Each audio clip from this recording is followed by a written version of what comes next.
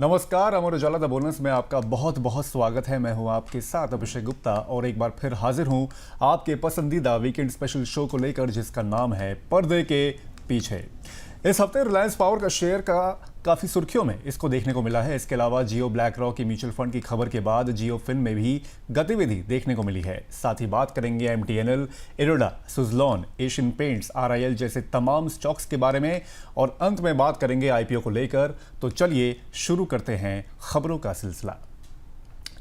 अनिल अंबानी की ग्रुप की कंपनियों के शेयरों में जबरदस्त तेजी देखने को मिली है। रिलायंस पावर और रिलायंस इंफ्रास्ट्रक्चर के शेयर इस कारोबारी हफ्ते भी ऊंची उड़ान भरते नजर आए।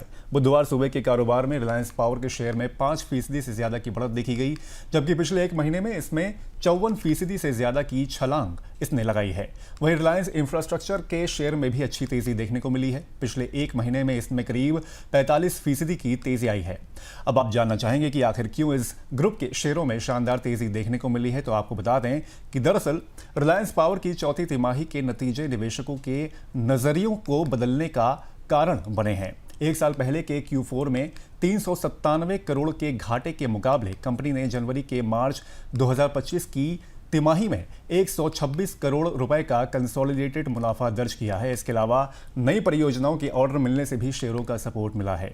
SJVN लिमिटेड ने रिलायंस पावर की सहायक company Reliance NU energy private limited को एक बड़ा ठेका दिया है। ये ठेका 350 मेगावाट के सोलर पावर प्रोजेक्ट और 175 मेगावाट 700 मेगावाट घंटा बैटरी एनर्जी स्टोरेज सिस्टम यानी कि BESS की स्थापना से जुड़ा है, जो इंटरस्टेट ट्रांसमिशन सिस्टम से जुड़ा होगा। इसके अलावा सरकारी टेलीकॉम कंपनी MTNL को पटरी पर लाने के लिए बड़ा मंथन जारी है। कैबिनेट सचिव की अगुवाई में अहम बैठक की खबरों से शेयरों में अच्छी तेजी देखने को मिली। दरअसल MTNL एक बार फिर केंद्र सरकार के फोकस में आ गई है। मीडिया रिपोर्ट्स के मुताबिक अगले हफ्ते कैबिनेट सचिव की अध्यक्षता में MTNL को लेकर अहम बैठक होने जा रही है। जैसा कि आप जानते हैं कि सरकारी टेलीकॉम कंपनी MTNL गंभीर आर्थिक संकट से जूझ रही है। कंपनी पर 8,346 करोड़ रुपए का कर्ज बकाया है, जो उसने सरकारी बैंकों से लिया था और अब वो इसे चुकाने में चूक रही है। अब कैबिनेट सचिव TV सोमनाथम की अगुवाई में अगले हफ्ते एक हाई लेवल बैठक बुलाई जाएगी, जिसमें MTNL को संकट से उबारने की रणनीति पर विचार किया जाएगा, जिसमें खास तौर पर एसेट मोनेटाइजेशन बिजनेस मॉडल में बदलाव पर फोकस किया जाएगा ताकि ऑपरेशंस को फायदे में लाया जा सके। शॉर्ट टर्म राहत के लिए भी चर्चा होगी ताकि कर्ज चुकाने में मदद मिले, लॉन्ग टर्म रीस्ट्रक्चरिंग जिससे घाटा कम किया जा सके। तो ये तमाम एरियाज हैं जिन्हें कवर किया जाएगा। Indian renewable energy development agency यानी कि इरडा के शेयरों में इस हफ्ते में अच्छा एक्शन देखने को मिला। दरअसल इस सरकारी कंपनी ने QIP के क्लोजर का ऐलान किया है। इस शेयर बिक्री प्रोसेस के जरिए कंपनी ने एलिजिबल इंस्टीट्यूशंस को इक्विटी जारी कर 2000 करोड़ रुपए जुटाए हैं। इरडा के बोर्ड ने इस प्रक्रिया के तहत कंपनी के 12.14 करोड़ इक्विटी शेयर जारी करने को मंजूरी दी है। QIP का इशू प्राइस 155 रुपए 14 पैसे प्रति शेयर तय किया गया है, जो कि इशू की फ्लोर प्राइस से 5% की छूट पर है। वहीं LIC, जो देश की सबसे बड़ी बीमा कंपनी है, ने QIP के तहत मंजूर कुल शेयरों में से आधे यानी कि 50% शेयर जारी किए गए हैं। सोसाइटी जनरल, मॉर्गन स्टैनली और विकासा इंडिया EIFI फंड को भी QIP के तहत जारी कुल शेयरों में से 5% से ज्यादा हिस्सेदारी दी गई है। QIP शेयरों के जारी होने के बाद कंपनी की paid up equity share capital 2,687 crore रुपए से बढ़कर 2,809 करोड़ रुपए हो गई है। अब बात कईयों के फेवरेट स्टॉक यानी कि wind energy solution provider company Suzlon energy limited की करते हैं। इसके शेयर में अच्छी तेजी देखने को मिली है। दरअसल ब्लॉक डील के बाद लोगों में ये उत्सुकता बनी कि प्रमोटर्स ने माल बेचा तो खरीदा किसने। जून को हुई ब्लॉक डील में घरेलू और ग्लोबल दोनों तरह के फंड्स ने एक्चुअली इसे खरीदा है। सुजलॉन एनर्जी के प्रमोटर ने कंपनी के 19.8 करोड़ शेयर बेचे, जिसकी वैल्यू 1300 करोड़ रुपए से ज्यादा है। शेयर्स का ट्रांजैक्शन एवरेज 66.05 रुपए प्रति शेयर कीमत पर तय हुआ है। तो करीब 15 अंतर्राष्ट्रीय और घरेलू फंड ने इस मौके को लपका है। जिसमें जो बड़ी खरीदारी है उसके बारे में अगर बात करें तो गोल्डमैन सैक्स एशिया इक्विटी पोर्टफोलियो ने 5.83 करोड़ शेयर खरीदे।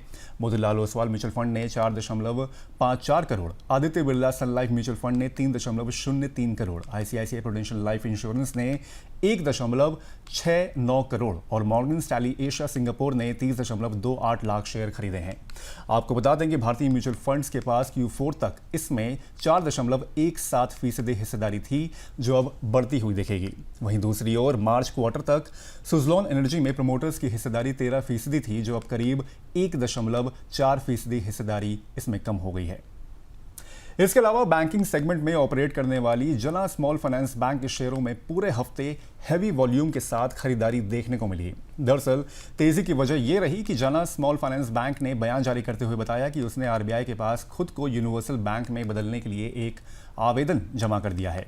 अगर आरबीआई इस आवेदन पर अपनी मंजूरी दे देता है तो जना स्मॉल फाइनेंस बैंक को यूनिवर्सल बैंक से जुड़े हुए काम करने का अप्रूवल मिल जाएगा, जो बैंक के लिए फायदेमंद होगा। जना स्मॉल फाइनेंस बैंक का मार्केट कैप करीब 5,006 करोड़ रुपए का है। इस बैंक को फिलहाल आरबीआई की ओर से स्मॉल फाइनेंस बैंक का लाइसेंस मिला हुआ है, जो आरबीआई ने साल 2017 में दिया था। इस बैंक ने पिछले कुछ सालों में बढ़िया काम करते हुए डिपॉजिट, लोन और अन्य दूसरी तरह की वित्तीय सेवाओं में विशेषज्ञता हासिल करते हुए अपना पोर्टफोलियो मजबूत किया है। ऐसे में अब जना small finance bank universal bank बनने की ओर देख रही है। बैंक, जो फिलहाल एक स्मॉल फाइनेंस बैंक है, उसने बीते कुछ सालों में बेहतर काम करते हुए मजबूत डिपॉजिट बेस तैयार करने के साथ नेशनल लेवल पर अपनी मजबूत पकड़ बना रखी है। भारत के सबसे पुराने स्टॉक एक्सचेंज बीएसई के शेयर में इस हफ्ते करीब 10% की भारी गिरावट देखने को मिली है। ये गिरावट तब आई है जब इसमें ASM सर्वेलांस मेजर स्टेज 1 में इसको डाल दिया गया है। पिछले 3 महीनों में शेयर में लगभग 140% की जबरदस्त तेजी आई थी, लेकिन अब निवेशकों को थोड़ी सावधानी बरतने की सलाह दी जा रही है। स्टॉक को ASM स्टेज 1 में डालने का मतलब यह है कि शेयर में ट्रेडिंग करते समय 100% मार्जिन देना होगा। इसके अलावा इस शेयर को गिरवी रखकर लोन नहीं लिया जा सकता है। ASM में आने वाले स्टॉक्स कम से कम 90 दिन तक निगरानी में रहते हैं। अगर BSE की शेयर का सफर देखें तो 3 महीने में 137% की इसने छलांग लगाई है। वहीं 2025 में अब तक 62% की तेजी इसमें आ चुकी है। आपको बता दें कि मंगलवार को 3,030 रुपए के ऑल टाइम हाई पर यह शेयर पहुंचा था। डेरिवेटिव्स मार्केट और ऑप्शन प्रीमियम में भी गिरावट आई है। हाल के दिनों में BSE पर ऑप्शन ट्रेडिंग वॉल्यूम में भी भारी गिरावट आई है। अप्रैल और मई में जहां 15,865 करोड़ रुपए का ऑप्शन वॉल्यूम था, वहीं पिछले 5 दिन में यह घटकर 10,824 करोड़ रुपए रह गया। सेबी के हेज फंड्स पर कार्रवाई और एक्सपायरी बदलाव भी इसके पीछे की एक बड़ी वजह रहे हैं। वहीं अब बात स्टेरलाइट टेक्नोलॉजीज लिमिटेड की। कंपनी के शेयरों में 5 जून को 15% की जबरदस्त तेजी देखने को मिली थी और पूरे हफ्ते में ये 11.25% तक भागा है। ये छलांग कंपनी के ग्लोबल सर्विसेज बिजनेस के BSNL के साथ जम्मू कश्मीर और लद्दाख में Bharat nets middle mine network के लिए 2,661 करोड़ रुपए के ठेके पर सहमति बनाने के बाद आया है। यह प्रोजेक्ट पैकेज 13 के नाम से जाना जाएगा, जिसमें नेटवर्क का डिजाइन, सप्लाई, निर्माण, इंस्टॉलेशन, एडवांस ऑपरेशंस और मेंटेनेंस शामिल है। निर्माण का यह काम 3 साल तक चलेगा, जिसके बाद 10 सालों का रखरखाव का काम होगा। इसका रखरखाव के लिए पहले 5 सालों में केपेक्स का 5.5% सालाना भुगतान किया जाएगा, जबकि इसके बाद ये दर 6.5% सालाना होगी। कंपनी ने फाइलिंग में जानकारी दी है कि NCLT के जरिए अप्रूवल प्लानिंग के तहत स्टेरलाइट टेक्नोलॉजीज का ग्लोबल सर्विसेज बिजनेस 31 मार्च 2025 से STL नेटवर्क्स लिमिटेड के रूप में अलग से हो चुका है। इस कॉन्ट्रैक्ट को आवश्यक औपचारिकता के पूरा होने के बाद STL नेटवर्क्स लिमिटेड के नाम पर ट्रांसफर किया जाएगा। कंपनी के मैनेजमेंट का कहना है कि इस बड़े ऑर्डर से कंपनी के विकास को नई गति मिलेगी और ये कंपनी को एक नए डेवलपमेंट फेज में ले जा सकता है। हालांकि सप्ताह में आए शेयर में उछाल के बावजूद इस साल अब तक इसने 28% का नेगेटिव रिटर्न दिया है। बढ़ते हैं अगली खबर की ओर। जियो फाइनेंशियल सर्विसेज शेयरों में हफ्ते के शुरुआत में बम्पर तेजी देखने को मिली थी। सोमवार को इंटरडे में ये शेयर करीब 4% तक उछल गया था। कंपनी का मार्केट कैप बढ़कर 1.94 लाख करोड़ रुपए हो गया। जियो फाइनेंशियल सर्विसेज लिमिटेड के शेयर प्राइस पिछले 1 महीने में 10% से ज्यादा की तेजी इसमें दिखा चुके हैं। इस स्टॉक का 52 वीक का हाई लेवल 368.30 है। दरअसल खबर यह आई है कि जियो फाइनेंशियल सर्विसेज और ग्लोबल इन्वेस्टर ब्लैक रॉक के joint ventures black rock asset management ने ऐलान किया कि म्यूचुअल फंड ने अपनी लीड टीम नियुक्त कर दी है और साथ ही अपनी वेबसाइट के लिए अर्ली एक्सेस लॉन्च किया है, जिसके बाद शेयरों में अच्छी खासी तेजी देखने को मिली है। कंपनी ने एक आधिकारिक बयान में कहा कि जियो ब्लैक रॉक अपनी एग्जीक्यूटिव लीड टीम की नियुक्ति और एक विशेष शुरुआत पहुंच पहल के साथ अपनी वेबसाइट के शुभारंभ की घोषणा कर रही है। इस वेबसाइट पर निवेशकों को जियो ब्लैक रॉक एसेट मैनेजमेंट की डिजिटल फर्स्ट पेशकशों का एक्सेस मिल सकेगा जो अपनी रुचि दर्ज करना चाहते हैं। आपको बता दें कि कंपनी ने भारत में अपने म्यूचुअल फंड कारोबार के लिए इन्वेस्टमेंट मैनेजर के रूप में ऑपरेशनल शुरू करने के लिए सेबी से आधिकारिक रूप से मंजूरी ले ली है। अब बात कैनरा बैंक की, जिसने जानकारी दी है कि बैंक के बोर्ड ने वित्त वर्ष 2025-26 के लिए बॉन्ड के जरिए 9500 करोड़ रुपए तक जुटाने की योजना को मंजूरी दे दी है। सरकारी बैंक ने एक्सचेंज फाइलिंग में कहा कि बैंक के बोर्ड ऑफ डायरेक्टर्स ने आयोजित अपनी बैठक में फाइनेंशियल ईयर 2025-26 के लिए डेट इंस्ट्रूमेंट्स के जरिए 9500 करोड़ रुपए तक की रकम जुटाने के लिए बैंक की पूंजी जुटाने की योजना को मंजूरी दे दी है। मार्च 2025 में समाप्त तिमाही में कैनरा बैंक के मुनाफे में 33% की बढ़ोतरी देखने को मिली है, जो 5003 करोड़ रुपए पर रहा, जबकि पिछले साल इसी अवधि में ये 3757 करोड़ रुपए पर भी थी। एक्सचेंज फाइलिंग में बैंक ने चौथी तिमाही के लिए अपनी स्टैंड लोन आय 37,353 करोड़ रुपए बताई। ये एक साल पहले की समान तिमाही में दर्ज 34,025 करोड़ रुपए की तुलना में कुल आय में 10% की बढ़ोतरी थी। Small cap company Edward energy transition के शेयरों में जबरदस्त उछाल देखने को मिला है। 12 जून को इंट्राडे में शेयर 20% तक बढ़ गया। इस एनर्जी स्टॉक में तेजी की वजह है दिग्गज निवेशक विजय केडिया, जिन्होंने इस कंपनी के 1 लाख शेयर खरीदे हैं, जिनका एवरेज प्राइस 1525 रुपए प्रति शेयर रहा। यह डील 17.25 करोड़ रुपए में की गई है। फेमस निवेशक ने अद्वैत एनर्जी में यह हिस्सेदारी अपनी इन्वेस्टमेंट कंपनी केडिया सिक्योरिटीज के जरिए हासिल की है। आपको बता दें कि पिछले एक महीने में अद्वैत एनर्जी ट्रांजिशन के शेयर ने करीब 57% की रिकॉर्ड बढ़त हासिल की है। वहीं एक साल में इसने 10% से ज्यादा की बढ़त हासिल की है, लेकिन 5 साल की लॉन्ग टर्म पीरियड में इसने अपने निवेशकों को 7,820% का छप्पड़ फाड़ रिटर्न दिया है। यानी इस स्मॉल कैप में 5 साल पहले 1 लाख रुपए का निवेश आज एक तरह से 73 लाख रुपए से ज्यादा हो गया होगा। निफ्टी 50 की हैवीवेट रिलायंस इंडस्ट्रीज लिमिटेड ने स्टॉक एक्सचेंज को जानकारी दी है कि कंपनी ने अपनी यूनिट के जरिए एशियन पेंट्स के शेयरों की बड़ी बिक्री की है।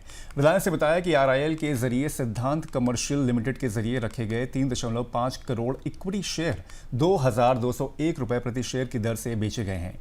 इस बिक्री के बाद कंपनी के पास एशियन पेंट्स के 87 लाख इक्विटी शेयर ही बचे हैं।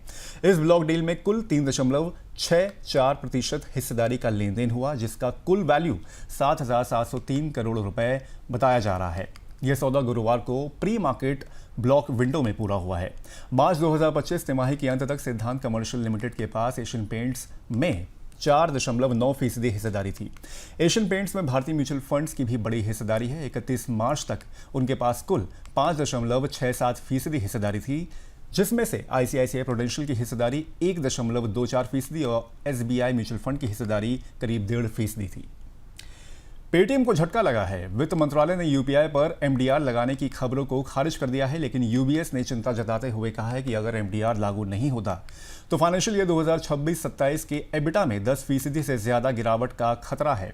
हाल ही में कुछ मीडिया रिपोर्ट्स में ये अटकलें लगाई जा रही थी कि सरकार यूपीआई ट्रांजैक्शन पर बड़े टिकट आइटम्स मसलन 3,000 रुपए से ऊपर के उन पर एमडीआर लगाने पर विचार कर रही है, लेकिन वित्त मंत्रालय ने स्पष्ट किया है कि ऐसी कोई योजना नहीं है और ऐसी सभी खबरें महज अफवाहें हैं।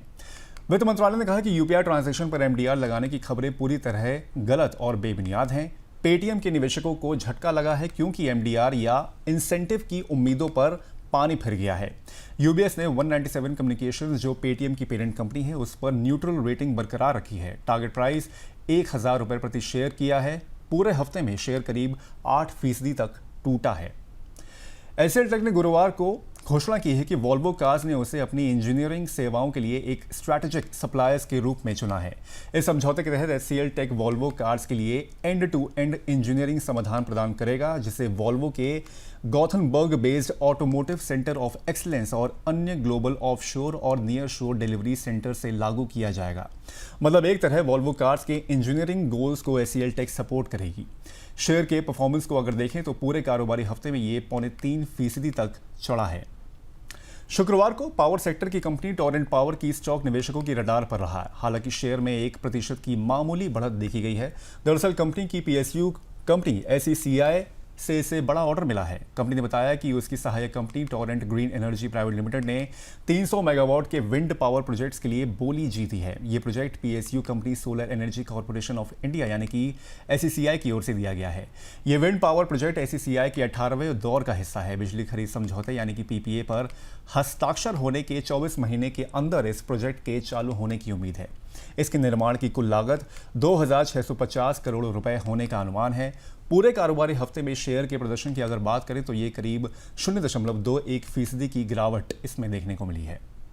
वहीं एक नई कंपनी अगले हफ्ते बाजार में लिस्ट होने जा रही है। नाम है ओसवाल पंप्स, जिसका आईपीओ 13 जून को खुल गया है और 17 जून तक लोग इसमें सब्सक्राइब कर सकते हैं। इसका लॉट साइज 24 शेयरों का होगा। प्राइस बैंड 614 रुपए प्रति शेयर रखा गया है। इस हिसाब से खुदरा निवेशकों को एक लॉट के लिए 14,736 रुपए देने होंगे। इसका अलॉटमेंट बुधवार 18 जून को मिलेगा। शुक्रवार 20 जून को कंपनी के शेयर्स बाजार में लिस्ट होंगे। कंपनी इससे 1387 करोड़ रुपए जुटाना चाहती है, जिसमें 890 करोड़ रुपए फ्रेश इशू होगा और बाकी हिस्सा जो ओएफएस इसका होगा। निवेशकों के नजरिए से अच्छी बात यह है कि इसका ग्रे मार्केट प्रीमियम काफी अच्छा है। कमाई के इसमें संकेत मिल रहे हैं। investorgain.com के अनुसार ग्रे मार्केट में इसे 70 रुपए का प्रीमियम मिल रहा है। इस हिसाब से शेयर की लिस्टिंग 684 रुपए पर हो सकती है, जो 614 रुपए के अपर प्राइस बैंड से 11% ज्यादा है।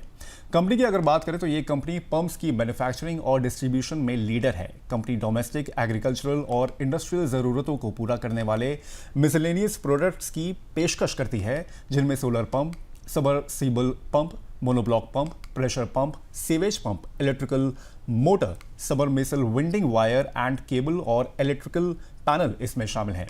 प्रधानमंत्री कुसुम योजना के तहत कंपनी ने 31 अगस्त 2024 तक हरियाणा, राजस्थान, उत्तर प्रदेश और महाराष्ट्र सहित कई राज्यों में 26,270 टन की सोलर पंपिंग सिस्टम की सप्लाई और एस्टैब्लिशमेंट का काम सफलतापूर्वक पूरा किया है। तो इस खास शो पर्दे के पीछे में आज इतना ही।